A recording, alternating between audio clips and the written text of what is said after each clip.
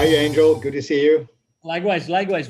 Good to see you. So we are here today because we've been receiving a lot of messages from our C-level counterparts online on LinkedIn and other sources and other meetings and gatherings that we organize almost every single week.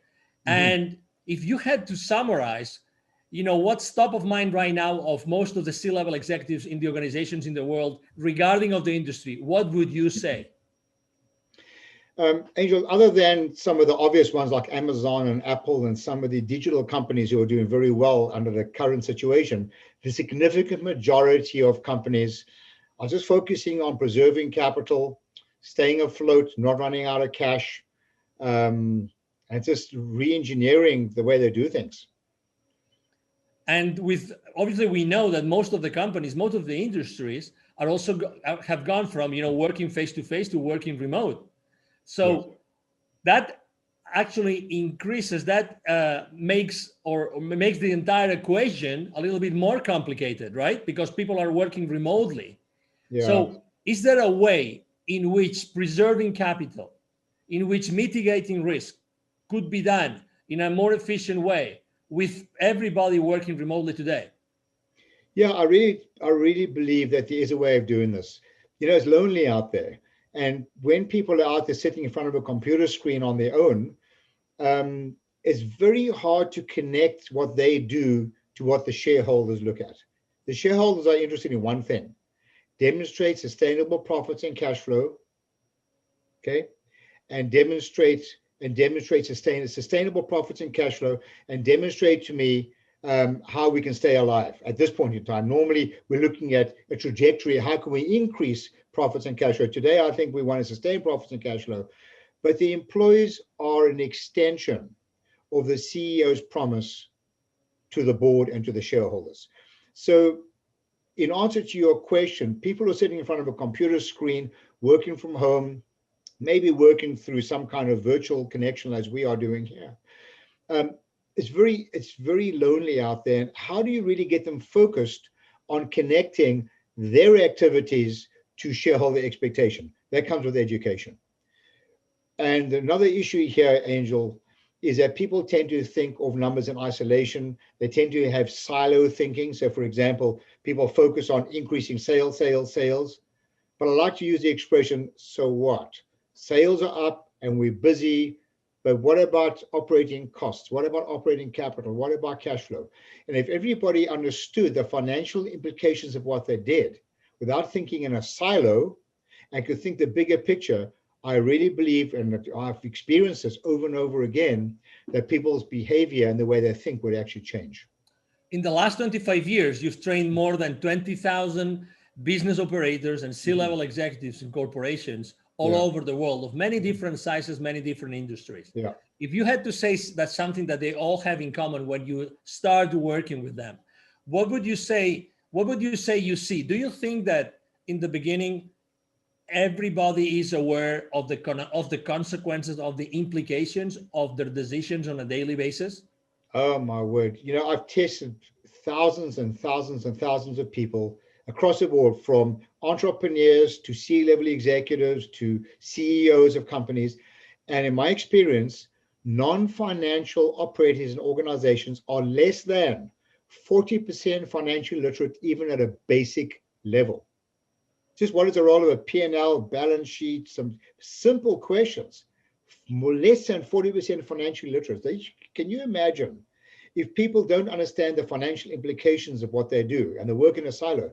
Can you imagine how much profit is slipping through the cracks? And because basically they don't know what they don't know. It's a huge problem in organizations, Angel, across the board. Let me ask you a tricky question. Yeah. How many people in an organization do have signing power in their bank accounts? When I do workshops, and sometimes I speak at conferences and ask people to show me on their fingers, how many people have signing power? And they say 1, 5, 3. I said, you're all wrong. Everybody has signing power on your bank account.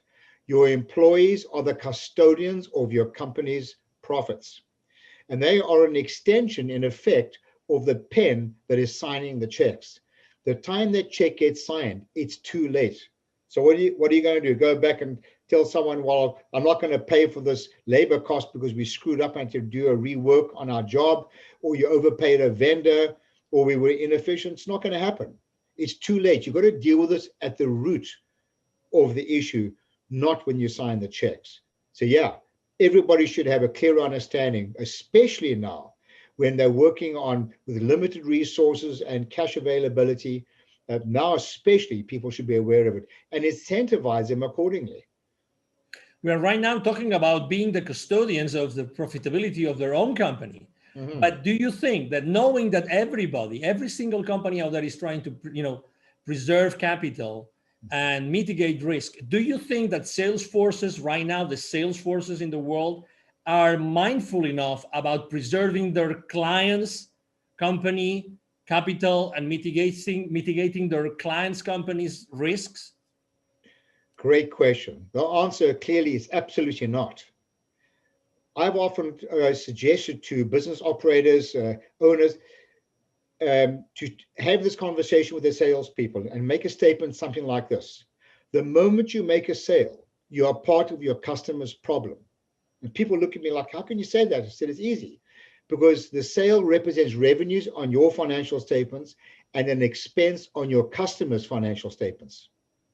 And it is incumbent upon a professional salesperson to demonstrate how the cost on their P&L, the customer's P&L, what the service that you're offering, the contribution will equal or exceed the cost on their P&L. And until that happens, you are part of their problem.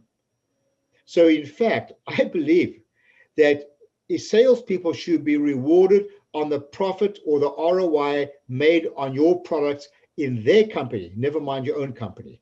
Now we're talking. Is it fair to hold the sales force, the salespeople accountable right now because of their lack of knowledge of this? No, it's simply not reasonable. I mean, one cannot reasonably hold people accountable if you don't engage them and educate them. It's not reasonable. They're working in a silo. They're working blind. It's like walking towards a cliff with your eyes closed. So how can you expect people to make fiscally responsible decisions when they're actually completely naive? I mean, you ask people, how much volume must you sell when you discount? I can count on my one hand out of the tens of thousands of people I've trained. How many people give me the right answer? It's something as simple as that. Forget the discounting like crazy to get more business. For the people that would like to continue the conversation with you, what's the best way to reach out to you, Neville? Oh, just email me. I love having these conversations, in case you didn't notice. So it's Neville, Neville, at bizwisdom.com, bizwisdom.com. Contact me. I'd love to have a conversation with you. Excellent. Thank you very much, Neville, for being with us today. You're very welcome, Angel. It's always a pleasure. Thank you very much. And I'm sure that you have enjoyed this conversation with Neville Joffe as much as we have, the CEO of BizWisdom. Thank you for being here with us today, and hope to see you soon in our next interaction with Mr. Neville Joffe. Have a great day. Bye-bye. Bye now.